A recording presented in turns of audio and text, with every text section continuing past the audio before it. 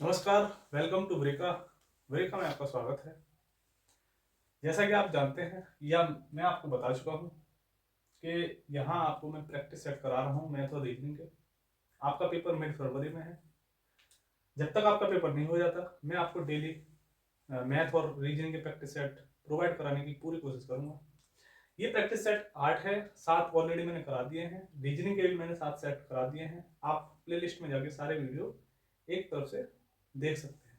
ठीक है, ये सारे प्रीवियस ईयर के क्वेश्चन हैं, प्रीवियस ईयर के सेट हैं। ये भी सेट प्रीवियस ईयर का ही है।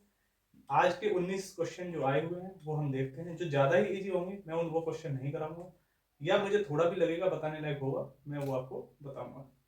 तो देर न करते हुए शुरू करते हैं। पहला क्वेश्चन है, सबसे बड़ी 5 अंकों की संख्या और सबसे छोटी 4 अंकों की संख्या के बीच क्या अंतर है। ठीक है, अब आप जानते हैं सबसे बड़ी 5 अंकों की संख्या क्या होती है। 9 5 बार लिख दो, या जितनी अंकों की पूछी है उतनी बार 9 लिख दो, वही उसकी सबसे बड़ी संख्या होती है। और सबसे छोटी संख्या क्या होती है, एक के बाद जितने जीरो लगा दोगे उतने ही नंबर की वो सबसे छोटी संख्या हो जाएगी। तो सबसे बड़ी संख्या पूछा है 5 अंकों की, सबसे छोटी संख्या है 4 अंकों की। तो 4 अंकों की 1 2 3 4, जीरो हट जाएगा। और क्या पूछा है, अंतर पूछा है, इसमें से घटा देंगे 1000। तो क्या बचेगा, ये 98999। क्लियर। तो आंसर क्या हो जाएगा इसका, 98999। अगला क्वेश्चन देखते हैं। किसी कक्षा के बच्चों के बीच मुफ्त नोटबुक समान रूप से बांटे गए। प्रत्येक बच्चे को मिली नोटबुक की संख्या बच्चों की संख्या का 1/8 थी। यदि बच्चों की संख्या आधी होती तो प्रत्येक बच्चे को 16 नोटबुक मिलती। तो कुल कितनी नोटबुक बांटी गई। अब देखिए, समान रूप से बांटेगी, प्रत्येक बच्चे को मिली, संख्या में बच्चों की संख्या की 1/8 मिली। माना कि मैंने मान लिया किसी संख्या में x बच्चे थे और उसे मिली कितनी, x/8 हर एक बच्चे को, यानी कि ये आ गई टोटल नोटबुक। ठीक है, टोटल नोटबुक है। अब कह रहा है अगर बच्चों की संख्या आधी होती, यानी कि बच्चों की संख्या x ना होती, x/2 होती, तब कितनी मिलती हर किसी को, 16 मिलती। अब ये भी हो गई कितनी, क्या नोटबुक हो गई सबकी, ये भी total notebook. And this equal to this कब है, जब आधी होती तो 16 मिलती, इतनी है तो कितनी मिलेगी। अब देखो यहां पूछ रहा है, यहां अगर मैं देखो डायरेक्ट निकाल सकते हो, ठीक है, इसे डायरेक्ट भी निकाल सकते हो, लेकिन डायरेक्ट न निकालने के हम इसको सॉल्व करेंगे। ठीक है, एक्स को यहां से एक्स से काटा, 8 को इधर ले जाएंगे, या 2 से पहले से काट दो 8। एक्स बराबर कितना आ गया 64। 8 इधर ले गए, 8 इधर ले गए, क्रॉस मल्टीप्लाई कर दिया, ऐसे कर लो। एक्स बराबर 8 इधर ले गए, 8 इंटू 8 कितना आ गया, 8 8 जा 64। ठीक है, 64 आ गए। पूछा क्या है, टोटल नोटबुक कितनी है, एक्स की जगह रख दो 64, यहाँ पे भी 64/8। इससे इसे काटेंगे 8 बार, और 8 का 64 में मल्टीप्लाई करेंगे कितना आएगा 512, और यही आपका आंसर होगा। क्लियर, समझ में आया। अच्छा क्वेश्चन है। अगला क्वेश्चन देखते हैं। अगला क्वेश्चन क्या कह रहा है, अगला क्वेश्चन है, एक्स इमारत के बीच 11वें मंजिल पर लिफ्ट में जाता है और 57 मंजिल प्रति मिनट की दर से ऊपर जाता है। ये एक मंजिल है इमारत, यहां कहीं 11वीं मंजिल है, 11th फ्लोर है। ठीक है, 11th फ्लोर।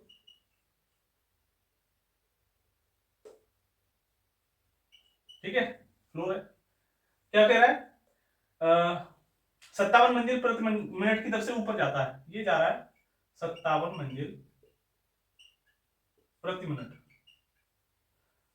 और बाई उसी इमारत में 51वीं मंजिल पर है। बाई कहीं यहां पर 51वीं मंजिल पर, 51 फ्लोर। ठीक है, ये 51वें फ्लोर पे, और ये कौन से फ्लोर पे, ये है कौन से 11वें फ्लोर पर, यानी कि ये है 51वें फ्लोर, ये है, और ये नीचे आ रहा है किस रेट से, 63 मंजिल प्रति मिनट। ठीक है, अब देखो, अब क्या कह रहा है कि वे इन गतियों से यात्रा करना जारी रखते हैं तो किस मंजिल पर उनकी लिफ्ट एक दूसरे को पार करेगी। अब वो कह रहा है ये नीचे आ रहा है, ये ऊपर आ रहा है, यानी कहीं ना कहीं यहां मिलेंगे आपस में लिफ्ट में।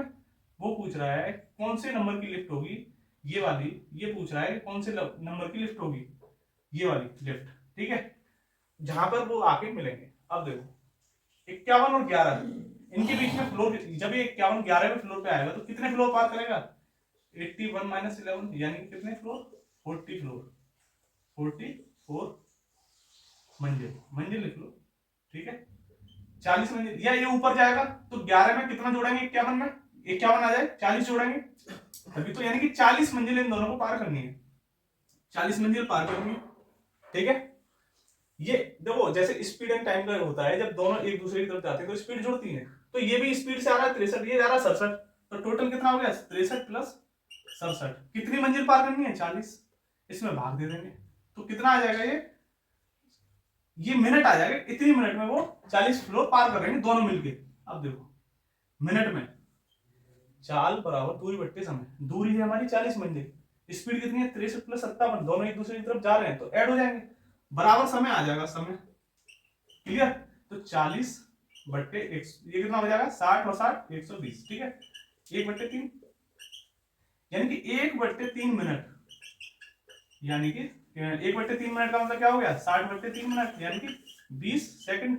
20 सेकंड में वो नीचे आ जाएगा और ये भी यहाँ इतना पहुंच जाएगा कि यहाँ पर वो जो मिल जाए। अब देखो 1/3 मिनट में इसे ले जाते हैं ऊपर, 1/3 मिनट में 57 मिनट पर मिनट के हिसाब से जा रहा है, यानी कि ये जो x है और ये है y, x को ले जाते हैं ऊपर, x ऊपर जा रहा है कितने सेकंड?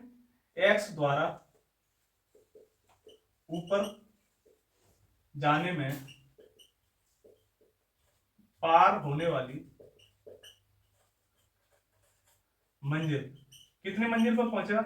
या ऊपर जाने पर मंजिल, कौन सी मंजिल पर पहुंचेगा? जाने पर मंजिल कौन सी आएगी? देखो 1/20 सेकंड में पहुंच रहा है, 57 मिनट में पहुंचता था, सॉरी 57 मंजिल पहुंचता था कितने मिनट में? 60 मिनट में, 60 मिनट में पहुंच रहा है ना, और पूछ रहा है आप कितने? 20 मिनट में, तो 20 मिनट में कहां पहुंच जाएगा वो? 20 × 57/60, इससे 3 काट दिया, यानी कि 19 मंजिल ऊपर पहुंच जाएगा, 19 मंजिल ऊपर, 19 मंजिल इसमें ऐड करेंगे तो यहां क्या पहुंच जाएगा? 11 प्लस 19 बराबर 30वें मंजिल पे, 30वें मंजिल पर एक दूसरे से मिलेंगे। क्लियर है? समझ में आया? एक दूसरे से कितने कितने मंजिल पे मिलेंगे? एक दूसरे से 30वीं मंजिल पे मिलेंगे, ठीक है। समझ में आया? अगला क्वेश्चन देखते हैं।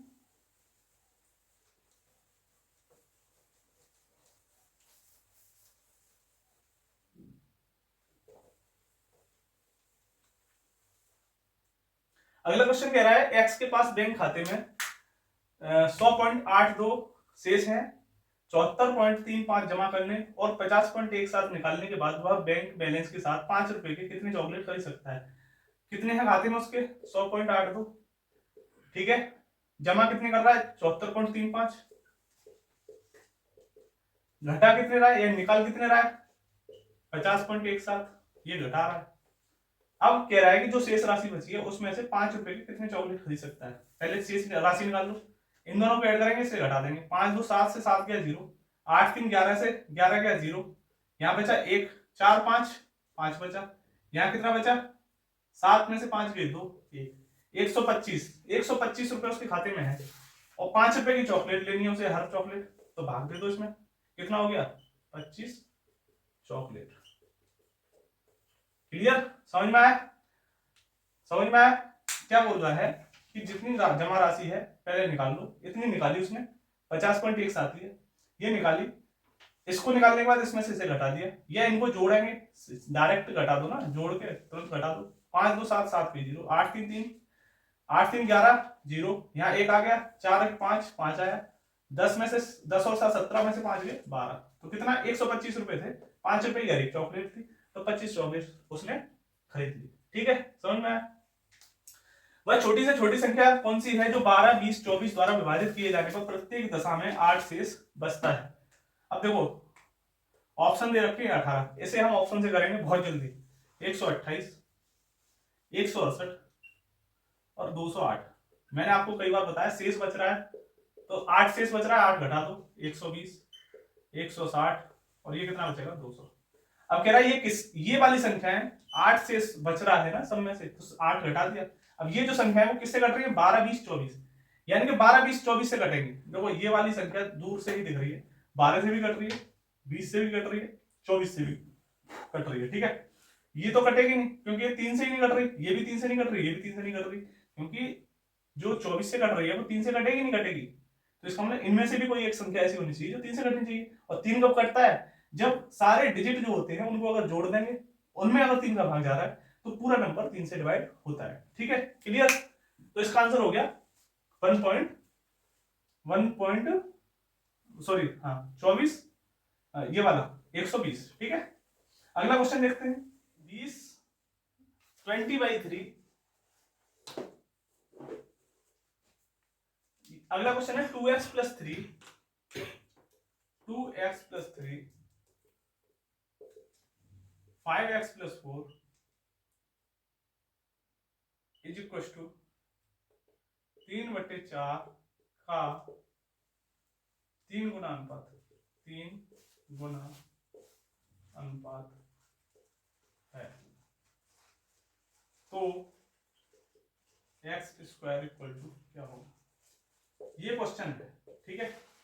ऐसा ही अगला क्वेश्चन है, एक और क्वेश्चन देख लेते हैं इसी में से। एक और क्वेश्चन क्या कह रहा है, 10x + 5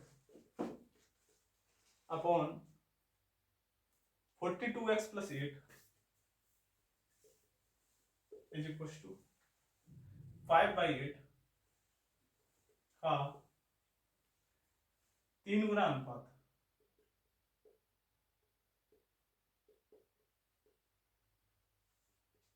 है। तो x³ = क्या होगा। ये दो क्वेश्चन हैं जो कि प्रीवियस ईयर में आए हुए हैं। पहले तो ये जानेंगे 3 गुना होता क्या है, 3 गुना अनुपात, ठीक है। 3 गुना अनुपात होता क्या है, ठीक है। 3 गुना अनुपात को बोलते हैं ट्रिप्लीकेट, ठीक है। यानी कि कोई संख्या a/b में है और उसका ट्रिप्लीकेट पूछ रहा है, तो ये हो जाएगा AQ/BQ। ये क्या होता है, 3 गुना अनुपात, ठीक है। इसे बोलते हैं ट्रिप्लीकेट,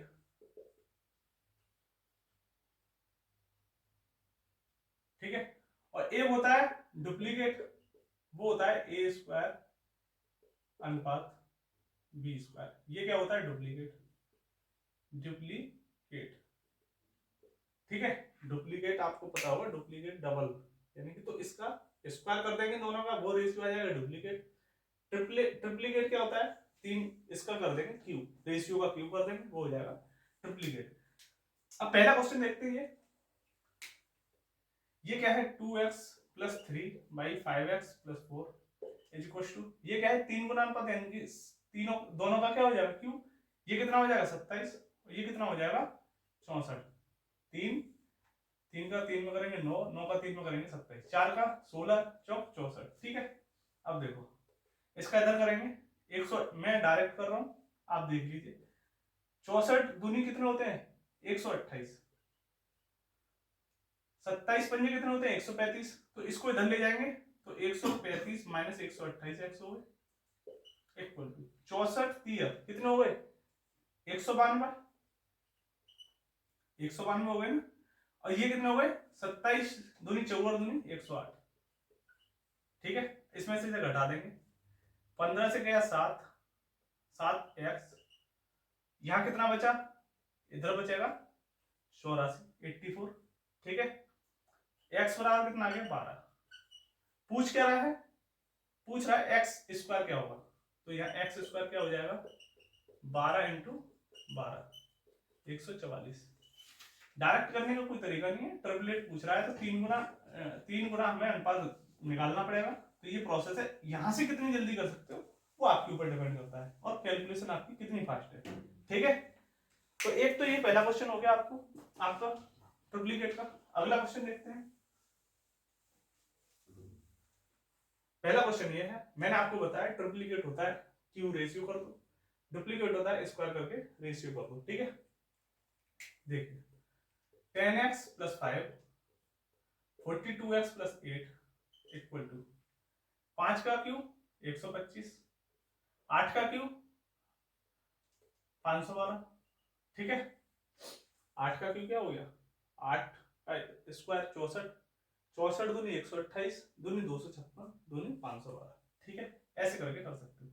यहां से अगर मैं 5 कॉमन ले लूं तो 5 से 5 कट जाएगा, यानी कि ये बचेगा 2x plus 1, 42x plus 8 equal to ये हो जाएगा 25 अपन 512।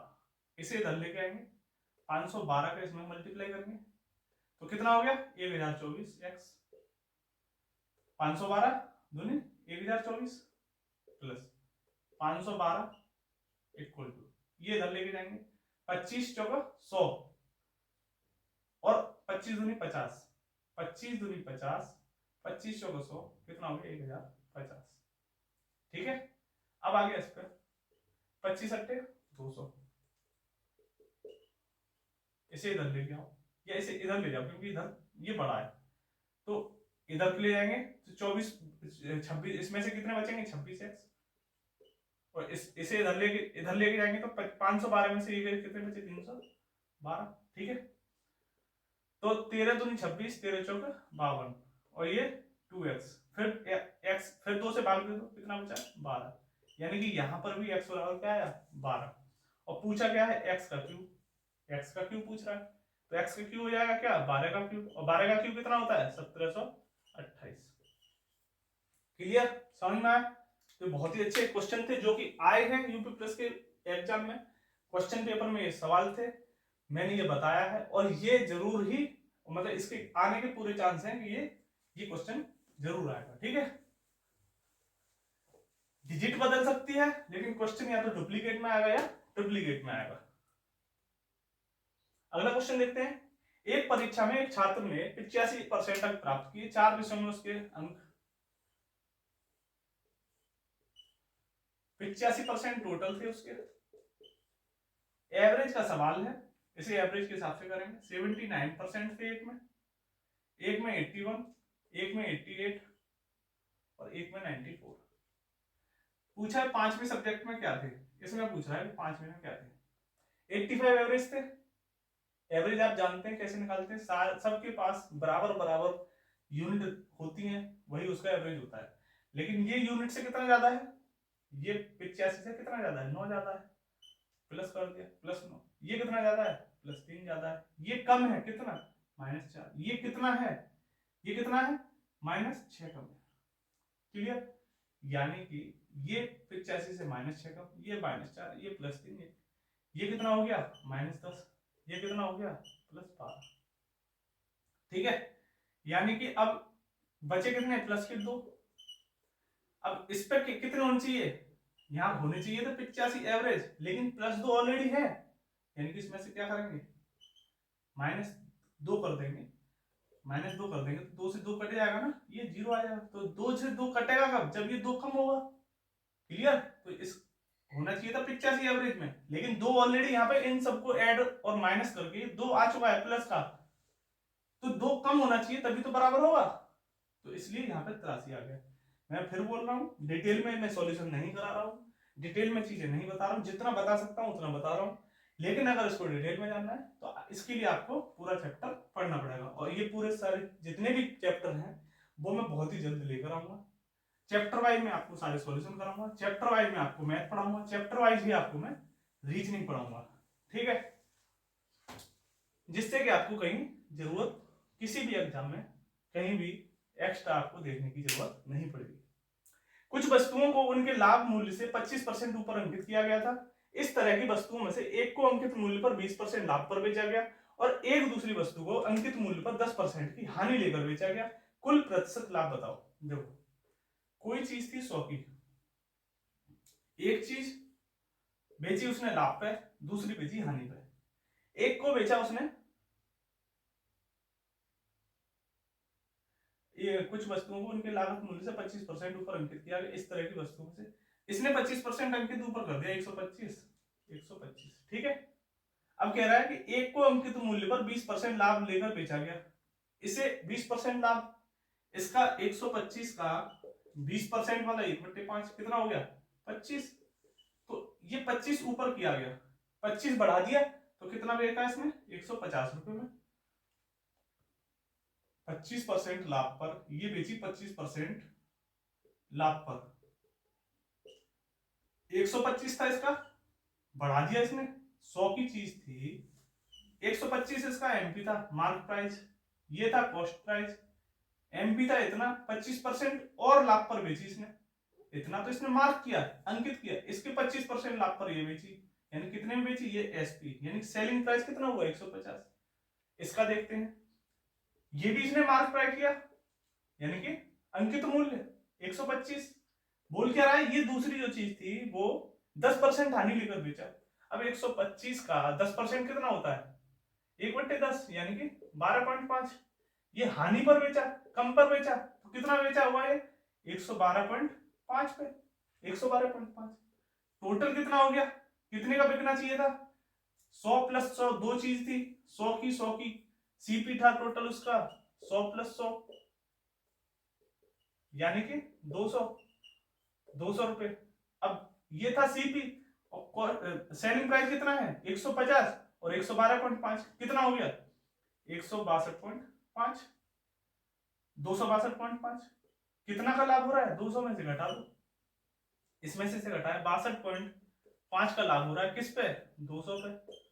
कितना हो गया परसेंट पूछ रहा है, ये लाभ हो गया ना, लाभ परसेंट पूछ रहा है, तो इंटू 100, इससे इसे काट देंगे, कितना हुआ 3 बार कटा 2.5, 31.25 आ गया इसका आंसर। क्लियर, समझ में आया। 100 की चीज थी, 125 अंकित किया दोनों का, एक को 25% के लाभ पर बेचा, एक को 10% की हानि पर बेचा। 10% हानि पर यानी कम पर बेचा, तो 10% कम किया, यहां 25% बढ़ा दिया, तो 10% कम कितना होता है 125 का 10% 12.5, 12.5 कम पे बेचा है, 112.5 का बेचा। ये 25% ज्यादा बेचा, 25% कितना होता है 125 का 25, 25 बढ़ा दिया इसने, 25 बढ़ा दिया तो 125 में 25 बढ़ा 150। टोटल कितने में बेचा, ये टोटल कुल कुल विक्रय मूल्य है, कुल विक्रय मूल्य कितना है 262.5। कुल सीपी कितना है कॉस्ट पर विक्रय मूल्य, जितने 100 की चीज खरीदी थी तो 200 की होगी दो चीज, कितने की बेची 262 की। कितने का लाभ हुआ 62.5 का। मैंने फिर भी बताया जब लाभ होगा तो छोटी संख्या नीचे आती है। अब इन दोनों में पता कर रहे हो कौन सा नीचे रखें, मैंने कई बार बताया लाभ हो छोटी संख्या हमेशा नीचे रखना, हानि हो बड़ी संख्या नीचे रखना, यानी कि जो डिनोमिनेटर में आती है। फॉर्मूला याद करने की यहाँ कोई जरूरत नहीं पड़ेगी आपको, भूल भी जाते हैं कि लाभ बट्टे क्रय मूल्य रखा जाता है। क्रय मूल्य इसमें से कौन सा है, अगर भूलते हैं, भूलेंगे नहीं लेकिन फिर भी भूलते हैं, तो लाभ हो रहा है तो छोटी संख्या, हानि हो रही है तो डिनोमिनेटर में बड़ी संख्या रख दो, उसको डिवाइड कर दो, 100 का मल्टीप्लाई किया, 0 से 0 कटा, डिवाइड किया, कितना आया 31.25%। क्लियर, समझ में आया। इससे ज्यादा शायद नहीं समझाया जा सकता, क्योंकि जो मैंने समझाना था पूरा का पूरा आपको समझा दिया। अगर अब भी आपको समझ में नहीं आता है, आप पीछे बैक करें, फिर से सीखें, दोबारा से देखें। अगला कह रहा है 30% और 10% की दो अनुक्रमिक छूट देने के बाद एक वस्तु 945 में बेची गई, वस्तु का लागत मूल्य ज्ञात करें। देखो कोई वस्तु थी एक्स, कितने परसेंट 30% की छूट यानी कि 70% में बेची गई, फिर देगी 10% की छूट यानी 90% में बेची गई, इसका मूल्य कितना हो गया 945। बस डिवाइड कर दो, 0 से 100 कट गए, अब इधर आ गया, यानी कि x जो मूल्य है इसका सीपी, ये क्या है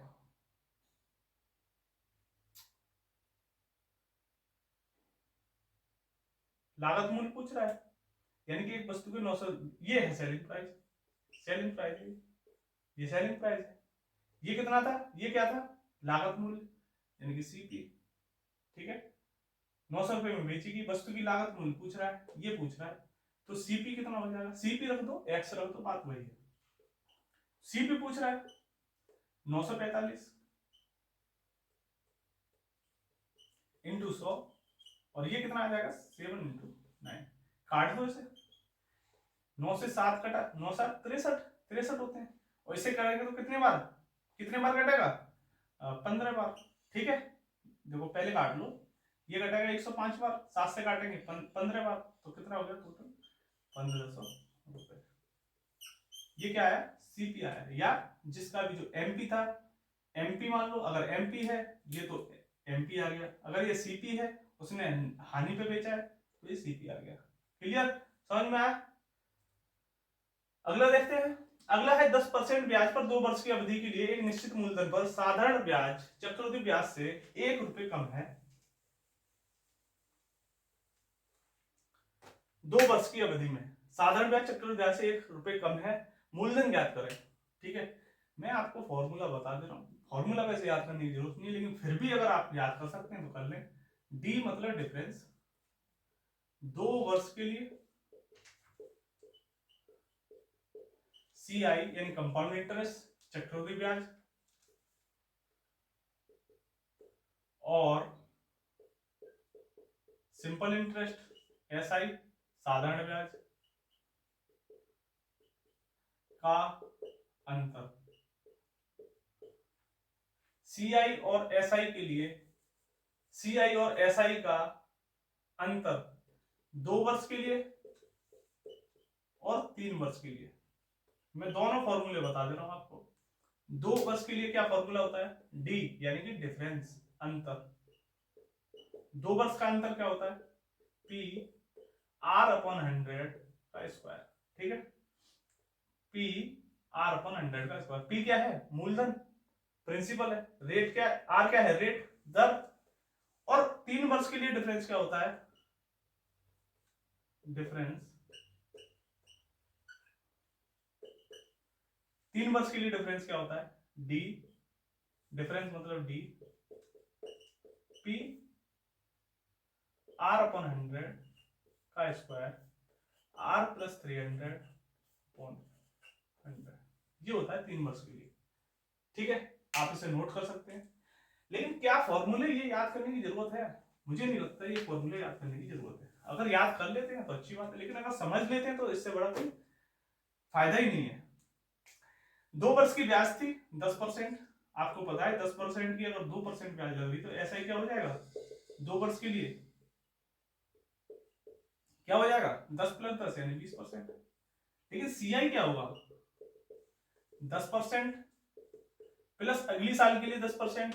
ठीक है, ये पहली साल के लिए, ये दूसरी साल के लिए। लेकिन दूसरी साल के लिए इसके लिए ब्याज पे ब्याज लगता है कंपाउंड इंटरेस्ट में, इसका भी तो 10% होगा और इसका 10% क्या होगा? +1%। इन टोटल क्या हो गया? 21%। और दोनों का डिफरेंस कितना हो गया? सी आई माइनस एस आई बराबर 21 माइनस 20 यानी 1%। और 1% की वैल्यू उसने क्या दे रखी है? 1% की वैल्यू दे रखी है 1 रुपया। कितना? 1 रुपया। मूलधन पूछ रहा है, ये मूलधन कितना होगा? 100%। 100% की वैल्यू कितना है? 100 × 1 यानी 100 रुपया। क्लियर? समझ में आया? तो क्या यहाँ पर सी आई और एस आई का फॉर्मूला याद करने की जरूरत थी? अगर हम ये जानते हैं, अब फॉर्मूला रख के देख लेते हैं। डी बराबर मैंने आपको बताया P1 P R अपॉन 100 का स्क्वायर। P निकालना है, डिफरेंस है 1 रुपये, P निकालना है, यहां पर दे रहा हूं डी, डिफरेंस दे रखा है 1 रुपया, P निकालना है, रेट कितनी है? 10%, 100 × 10 से ये कट गया 10 बार, यानी कि P × 1/10 × 1/10। और यहाँ कितना है? 1। P बराबर क्या हो जाएगा? 10 और इंटू 10 क्या हो जाएगा? 100। और 100 इधर ले आएंगे क्रॉस मल्टीप्लाई तो क्या हो जाएगा? 100 आया तो वही। अब ये इजी लग रहा है, फॉर्मूला ऐसा कर सकते हो तो ये भी इजी हो जाएगा। अगर फॉर्मूला याद आपको हो जाएगा तो ये भी इजी हो जाएगा। लेकिन फॉर्मूला आया कहां से? यहीं से तो बना। क्लियर? समझ में आया? अगला देखते हैं। अगला है 10% वार्षिक ब्याज दर पर 3 वर्ष के लिए 2000 के मूलधन पर चक्रवृद्धि ब्याज साधारण ब्याज के बीच का अंतर। देखो आगे अगला क्वेश्चन, 10% वार्षिक ब्याज दर पर 3 वर्ष के लिए 2000 के मूलधन और चक्रवृद्धि ब्याज और साधारण ब्याज के बीच का अंतर पूछ रहा है। अंतर पूछ रहा है। मैंने अभी फॉर्मूला बताया आपको, डिफरेंस क्या होता है, पी आर अपॉन 100 का स्क्वायर आर प्लस 300 अपॉन 100। ठीक है, पी कितना दे रखा है 2000, आर कितना दे रखा है 10% का स्क्वायर, ये कितना हो जाएगा 310 बट्टे 100। अरे यार 10 प्लस 10 310 ही होगा, लो ऐसे लिख लो 300। बहुत से ये सोचेंगे यार 310 कैसे लिख दिया, ऐसे लिखा 10 प्लस 300, ये कट जाएगा 10 बार, 10 इंटू 10, 10 का स्क्वायर 1/10 का स्क्वायर 1/10 इंटू 10, यानी कि 2000 इंटू 1/100 इंटू ये कितना हो जाएगा 310 अपॉन 100। अब देखो 3 जीरो 4 जीरो, 4 जीरो कट गए, बचा कितना 2 इंटू 31, और ये कितना होगा 62 रुपए। और यही क्या होगी, यही होगा सी आई और सी आई माइनस एस आई, यानी कि compound interest minus simple interest, कितना आ गया 62 रुपए। क्लियर? क्या इसका दूसरा तरीका बता सकता हूं मैं? बिल्कुल बता सकता हूं, टाइम लग जाएगा लेकिन कोई दिक्कत नहीं, बता दे रहा हूं। एस आई 10% के लिए 10% रेट दे रखा है आपको। एस आई क्या होगा 3 वर्ष के लिए, एस आई होगा 10 प्लस 10 प्लस 10। ठीक है, सी आई क्या होगा 10 प्लस 10 प्लस 10, लेकिन ये पहली साल के लिए, ये दूसरी साल के लिए, ये तीसरी साल के लिए, लेकिन 10 का अगली साल के लिए 10%, लेकिन इसका भी तो लगेगा 1%। ठीक है साहब, अब इस पे आगे, इसका भी 10%, इसका भी 10%, यानी 1 प्लस 1, अब ये भी तो है बचा हुआ, इसका भी तो 10% लगेगा, क्या बचेगा 0.1, कितना हो गया ये 10 20 30 33.1, 33.1, ये हो गया इतना परसेंट, क्या सी आई, ये कितना है 30%, दोनों का डिफरेंस 33.1 माइनस 30 इक्वल टू 3.1।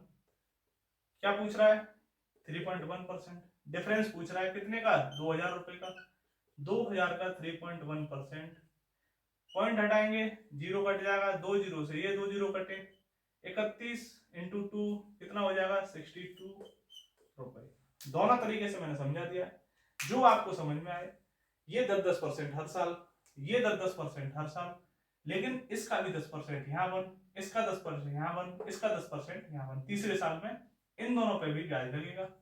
जब यहाँ तीसरे साल में आए तो ये 1% है, इसका भी क्या लगा यहाँ पे 0.1%। क्लियर?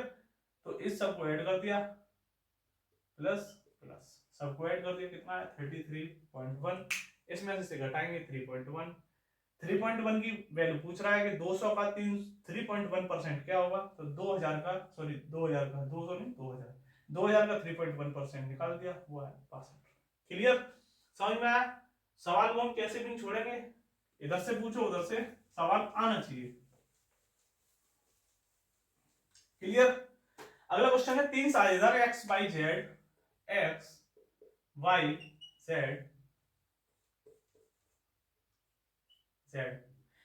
जेड ने लाभ साझा किया, यदि कुल लाभ 3000 रुपए था, एक्स का हिस्सा जेड की तुलना में 400 कम है, एक्स का हिस्सा जेड की तुलना में कितना कम है 400, यानी कि ये हो गया एक्स माइनस 400, और ये कितना है एक्स, बाई का हिस्सा जेड की तुलना में 200 कम है, ये 200 कम है, यानी कि एक्स माइनस 200, किससे जेड से, जेड एक्स से, तो ये एक्स माइनस 200, ये 400 कम है तो एक्स माइनस 400। टोटल पूछ रहा है कि x ratio by ratio Z, पहले एक्स वाई जेड निकाल लो, लाभ कितना हो रहा है इन सबको ऐड कर दो, कितना हो गया 3x प्लस ये माइनस के दोनों माइनस 600 बराबर कितना हो गया, कितना दे रखा है 3000। ठीक है, ये कितना हो गया 3x, इधर जाएगा ये 3600, कितना हो गया x बराबर 1200। ठीक है, सॉरी 1200, ये क्या है 1200, पूछा क्या है x की वैल्यू कितनी हो जाएगी 1200 माइनस 400 800, 1200 माइनस 200 1000, और ये कितना आएगा 1200। पूछा क्या रेशियो पूछा है तो यहां रख दो 800 रेशियो 1000 रेशियो 1200। ठीक है, 2 जीरो से ये 2 जीरो, ये जीरो कट गए, 8 रेशियो 10 रेशियो 12, फिर कट सकता है 4 रेशियो 5 रेशियो 6, 2 से कट दो सबको, 2 4 8 2 5 2 6, कितना आ गया 4 5 6, ये आ गया एक्स वाई जेड का रेशियो। क्लियर, समझ में आया? अगला क्वेश्चन देखते हैं।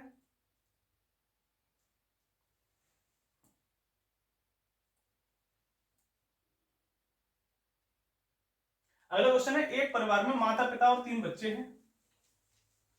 इसमें इस ये वाला लिख लिया होगा आपने, ये डुप्लीकेट ट्रिप्लीकेट, ठीक है, बिगाड़ देना उसे भी। अगला है, एक परिवार में माता पिता और 3 बच्चे हैं। माता पिता की औसत आयु है, मदर एंड फादर, इनकी है 36 औसत आयु है, तो टोटल कितनी हो गई 36 इंटू 2, 2 ही लोग हैं तो होगी 72 वर्ष। अगला क्या है, बच्चे 3 बच्चे हैं और बच्चों की औसत क्या किया है, 3 बच्चे हैं, औसत आयु कितनी है 10, टोटल कितनी होगी 10 इंटू 3 है 30। पूछा क्या है, तो परिवार की औसत आयु ज्ञात करें। परिवार की पूछ रहा है, टोटल कितना हो गया 72 प्लस 30, टोटल उम्र कितनी हो गई, लोग कितने हैं 5, कितना हो गया 102 बट्टे 5, कितना हो गया 20.4, यही क्या हो गया आंसर। क्लियर, समझ में आया?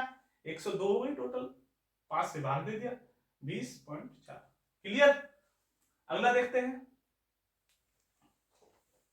18 वस्तुएं 15 की औसत आयु पर बेची गई। 12 वस्तुओं की लागत कीमत प्रति वर्ष 16, प्रति वस्तु 16 रुपए। 6 वस्तुओं की प्रत्येक लागत मूल्य ज्ञात करें यदि लेन देन में कोई भी लाभ या हानि न हो। देखो साधारण सा तरीका है, 12 वस्तुओं की कीमत 16 प्लस 6 वस्तुओं की निकालनी है, 6 इंटू एक्स, टोटल वस्तुओं कितनी है 12 और 6 18, और इनकी कीमत कितनी है 15। लाभ और हानि कोई हो ही नहीं रहा, तो सीधे सीधे इनको जोड़ के इसमें इसके इक्वल रख दो, 12 6x, 18 इंटू 15 कितने हो गए, ये कितना है 18, 180 और 90, 18 का 10 में मल्टीप्लाई करेंगे 180 और 90 कितने हो गए 270। इसमें करो 12 16, 16 इंटू 160, 16 का 10 में करेंगे 160, 160 और 32 192। क्लियर, घटा दो 8, 10 से 8 2 गया 8, 16 से 9 गया 7, यहाँ कितना है 6, एक्स बराबर क्या हो गया 13, और यही हमारा क्या है आंसर। क्लियर, समझ में आया क्या पूछा है, यही पूछा है हमारा कि एक्स जो है कितने रुपए पर बेचा गया, तो 13 रुपए पर बेचा गया हर एक माल। ठीक है, देखो ये उससे भी हो सकता है, जो कौन से होते हैं वो दिमाग से उतर रहा है, मैं बता दूंगा अभी, ठीक है बता दूंगा।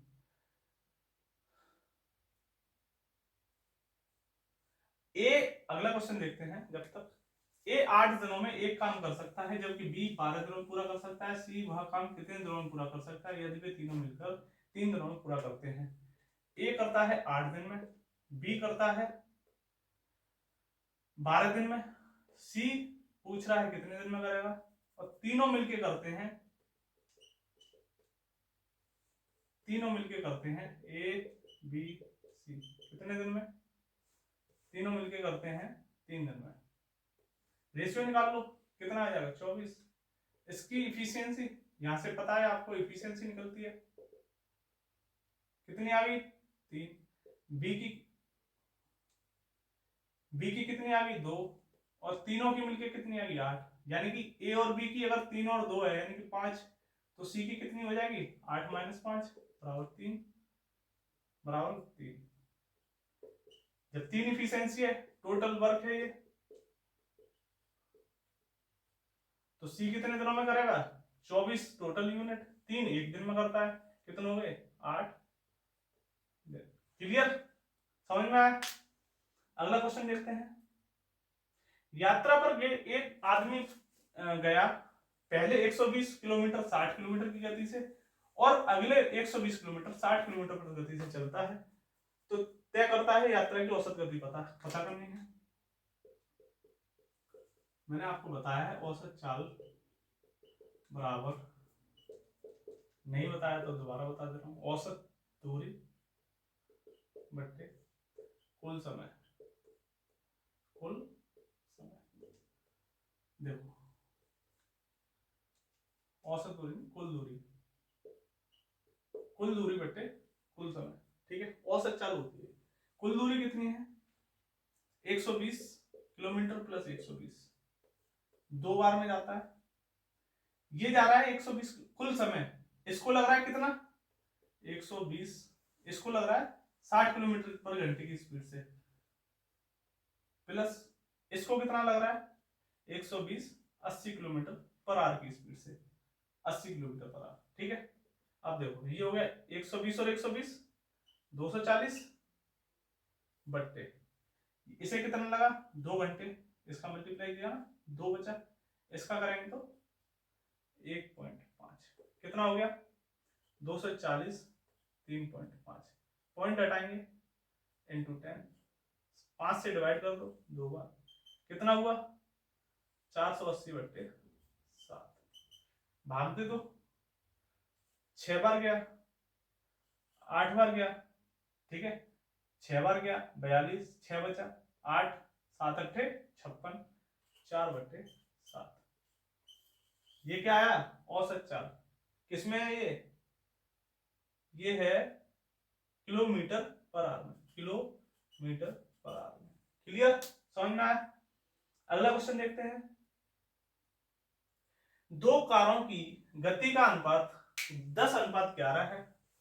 दो कारों की अनुपात गति है 10:11, कार ए कार बी 10:11, ठीक है। यदि पहली कार 10 घंटे में 500 किलोमीटर, ये स्पीड है, ठीक है। तो पहली कार जो है 500 किलोमीटर 10 घंटे में जाती है, ये 500 किलोमीटर जाती है 10 घंटे में, यानी कि इसकी स्पीड कितनी हो गई? 50 किलोमीटर पर आवर। इसकी पूछ रहा है, तो ये कितना गुना है? 5 गुना, तो इसका 5 गुना कितना हो जाएगा? 55 किलोमीटर पर आवर। इसी की पूछिए, इसी की पूछिए। तो दूसरी कार की गति क्या होगी? दूसरी कार की गति क्या होगी? 55 किलोमीटर पर आवर। अगला है 6 से विभाजित होने वाली सबसे छोटी, अच्छा पहले दूसरा कर लेते हैं। 9 सेंटीमीटर त्रिज्या वाला एक गोला 3 सेंटीमीटर त्रिज्या वाले सिलेंडर के रूप में डाला जाता है। गोला है एक, इसकी त्रिज्या है 9 सेंटीमीटर, किसमें डाला जा रहा है? सिलेंडर के रूप में, सिलेंडर के रूप में डाला जा रहा है। इसकी त्रिज्या कितनी है? इसकी त्रिज्या है 3 सेंटीमीटर। ये पूछ रहा है कि हाइट कितनी है। अब जब इससे इसे ढाला जाएगा, ये गोला है, ये क्या है? सिलेंडर। जब इससे इसे ढालेंगे तो आयतन क्या होगा? आयतन इसका पहले का और आयतन इसका बराबर होगा, ठीक है। इसका आयतन क्या होगा? 4/3 पाई आर। आर कितना है? 9 सेंटीमीटर। चलो फॉर्मूला ही बता दे रहा हूं, आर क्यूब। इसका आयतन क्या होता है सिलेंडर का? पाई आर स्क्वायर एच, ठीक है। 4/3 पाई आर कितना है? 9, 9 इंटू 9 इंटू 9, इसकी क्या है? पाई इंटू रेडियस कितनी है? 3 इंटू 3 इंटू एच कितनी है? एच निकालनी है। अब देखो 3 3 9 कटा, पाई से पाई कट गया, 3 से इसे काटेंगे 3 बार, एच की बराबर क्या हो गया? 4 दिया 12, 12 का 9 में मल्टीप्लाई करेंगे कितना आ गया? एच बराबर 108 सेंटीमीटर, मीटर सेंटीमीटर, सेंटीमीटर में दे रखा है सब, ठीक है। तो कितना आ गया? 108 सेंटीमीटर। क्लियर है? समझ में आया? स्पेयर का स्पेयर वॉल्यूम क्या होता है? वॉल्यूम होता है 4/3 पाई आर क्यूब, ठीक है। इसका एरिया क्या होता है? Surface area.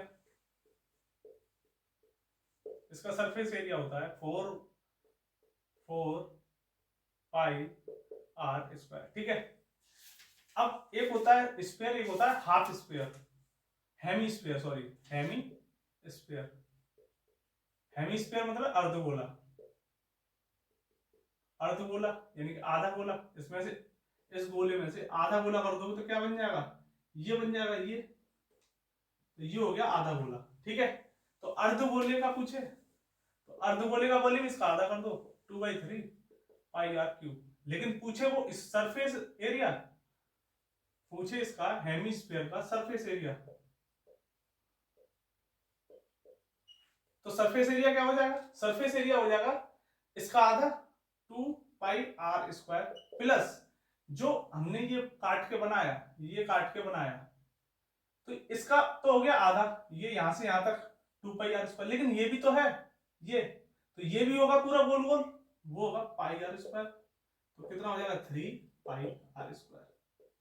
क्लियर, समझ में आया। सिलेंडर का आयतन क्या होता है, वह आयतन, आयतन क्या होता है, आयतन होता है πr²h।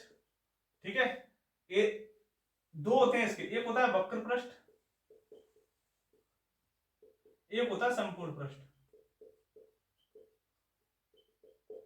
वक्र पृष्ठ क्या होता है, वक्र पृष्ठ होता है 2πrh, और संपूर्ण पृष्ठ क्या होता है 2πrh प्लस इसका हो गया 2πrh, यहां से ये ऐसे करके पूरा, लेकिन ये भी तो है ये और ये, तो दो हो गए, तो 2πr², दोनों में से पाई आर कॉमन ले लेंगे, 2πr बचा क्या h प्लस आर। तो संपूर्ण पृष्ठ होता है 2πrh प्लस आर और वक्र पृष्ठ होता है 2πrh प्लस आर। ठीक है, ये होता है टोटल सरफेस एरिया और ये होता है सरफेस एरिया। क्लियर,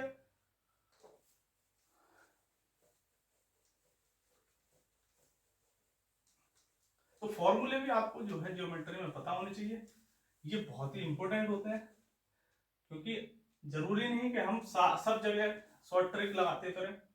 अगला क्वेश्चन है 6 से विभाजित सबसे छोटी 4 अंकों वाली संख्या के अंकों का योग और 11 से विभाजित सबसे छोटी 5 अंकों की संख्या के योग का गुणनफल ज्ञात करो। 6 से विभाजित 4 अंकों की, 4 अंकों वाली संख्या सबसे छोटी, 4 अंकों की क्या होती है 1 2 3 4, 4 अंकों की सबसे छोटी संख्या है, लेकिन पूछ रहा है 6 से विभाजित हो, 6 से विभाजित, और 6 से विभाजित कब होगी, जब वो 2 से और 3 से होगी। अब 3 से 1 कब हो सकती है, जब इसके डिजिट का योग कितना हो 3 से मल्टीप्लाई हो, और 3 से कब होगा, जब यहाँ पे 100, अगर मैं 1 रखूंगा 1001 तो 2 हो जाएगा, 2 रखूंगा 1002 3 हो जाएगा, यानी कि 3 से कट रहा है, और 3 से कट रहा है 2 से भी कट रहा है। 2 से कब कटता है, जब यूनिट डिजिट 2 से डिवाइड हो, तो 2 से भी कट रहा है 3 से भी कट रहा है, इसका मतलब 6 से कटेगा। तो एक तो होगी पहली संख्या जो 6 से कटने वाली है, वो होगी 1002, और इसके डिजिट का योग क्या हो जाएगा 1 + 0 + 0 + 2 = 3। यूनिट का योग पूछ रहा है। अब कह रहा है 11 से विभाजित होने वाली सबसे छोटी 5 अंकों की संख्या, 11 से विभाजित, अब कह रहा है 11 से विभाजित 5 अंकों की, ये कितनी थी 4 अंकों की। ठीक है, 11 से विभाजित सबसे छोटी देखो पहले, सबसे छोटी क्या होगी 10,000, 1 2 3 4 5। ठीक है, अब 11 से कब विभाजित होती है, जब इवन प्लेस के जो यूनिट होती हैं, डिजिट होती है सॉरी, ऑड प्लेस और इवन प्लेस, यानी कि सम स्थानों पर रखे हुए अंक और विषम स्थानों पर रखे हुए अंकों का योग करके अगर उसे घटाएंगे आपस में, तो वो 11 से डिवाइड होना चाहिए, या तो वो 0 आना चाहिए या फिर 11 से डिवाइड होना चाहिए। अब देखो इसको मैं ऐसे करूं तो ये कितना हो गया 1 0 0 1, इसका मतलब 1 और आ जाए तो 1 में से 1 घटा देंगे, यानी कि मैं यहाँ पे 1 रख सकता हूँ, क्या रख सकता हूँ, यहाँ पे भी रख सकता हूँ 1, लेकिन ये इससे बड़ा हो जाएगा ना 1 0 0 1 0, इससे बड़ा हो जाएगा, तो इसका मतलब यहाँ पे तो 0 रहने देंगे, केवल यहाँ 1 रखेंगे। क्लियर, समझ में आया। तो संख्या हमारी क्या होगी 11 से विभाजित हो गई सबसे छोटी 10,010, और इसके अंकों का योग क्या हो गया 1 + 0 + 0 + 1 + 0, कितना हो गया 2। ठीक, पूछ क्या रहा है, पूछ रहा है दोनों की जो अंक आए हैं इनके योग का गुणनफल पूछ रहा है। इसका आया 3 और इसका आया 2, क्या कितना हो गया 6। क्लियर, तो दोनों का गुणनफल कितना हो गया 6। अगला क्वेश्चन देखते हैं।